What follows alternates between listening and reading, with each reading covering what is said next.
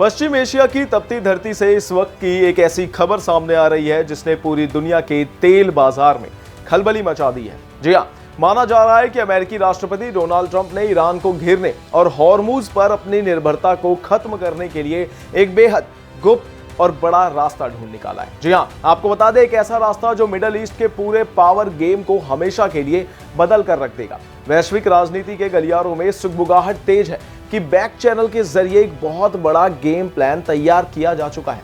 वो क्या है, बताते हैं विस्तार से। नमस्कार, मैं हूं अनुराग पांडे और स्वागत करते हैं आप सभी का भारत एक्सप्रेस में। सबसे बड़ा सवाल यही चल रहा है कि आखिर क्या है ट्रंप का ये मास्टर स्ट्रोक। कैसे अमेरिका, इराक और सीरिया मिलकर एक ऐसे समझौते की तरफ बढ़ रहे हैं जिसके बारे में किसी ने सोचा भी नहीं था। सस्पेंस इस बात को लेकर भी गहरा गया है कि क्या दशकों पुरानी दुश्मनी और जंग के मैदान रहे ये इलाके अब दुनिया के नए एनर्जी हब बनने जा रहे हैं। इस महायोजना का केंद्र बिंदु है एक 800 किलोमीटर लंबी तेल पाइपलाइन जो दशकों से इतिहास के पन्नों में दबी पड़ी थी। आपको बता दें कि दशकों पुराना वो रास्ता जो अब बनेगा अमेरिका का हथियार। जी हां, इस पूरे सस्पेंस के पीछे जो मुख्य जानकारी निकलकर सामने आ रही है वो बेहद चौंकाने वाली है। दरअसल इराक के प्रधानमंत्री अली अल जायदी अगले सप्ताह अमेरिका के एक बड़े दौरे पर जा रहे हैं, जहां व्हाइट हाउस में अमेरिकी राष्ट्रपति डोनाल्ड ट्रंप के साथ उनकी एक बेहद खास मुलाकात होने वाली है। जी हां, माना जा रहा है कि ऐसी ऐतिहासिक मुलाकात के दौरान इराक, सीरिया और अमेरिका मिलकर किकुर्क बनियास पाइपलाइन को फिर से चालू करने का एक बड़ा ऐलान कर सकते हैं। यह पाइपलाइन कोई मामूली लाइन नहीं है। इसे साल 1952 में बनाया गया था, जिसकी क्षमता करीब 3 लाख बैरल प्रतिदिन तेल की सप्लाई करने की थी। लेकिन 1980 के दशक में ईरान इराक युद्ध के दौरान और फिर 2003 में अमेरिकी हमले के वक्त इसे भारी नुकसान पहुंचा और तब से यह पूरी तरह बंद पड़ी थी।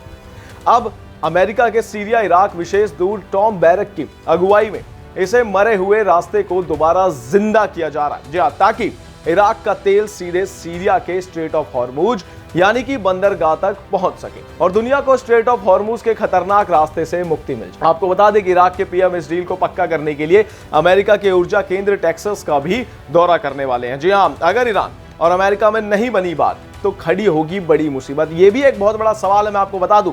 लेकिन इस पूरी कहानी का सबसे खतरनाक पहलू अभी बाकी है।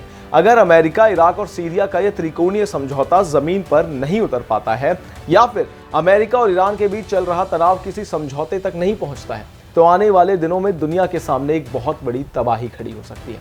सबसे बड़ा खतरा यह होगा कि ईरान भड़ककर स्ट्रेट ऑफ हॉर्मुज को पूरी तरह ब्लॉक कर सकता है, जिससे दुनिया भर के देशों में कच्चे तेल की सप्लाई ठप हो जाएगी।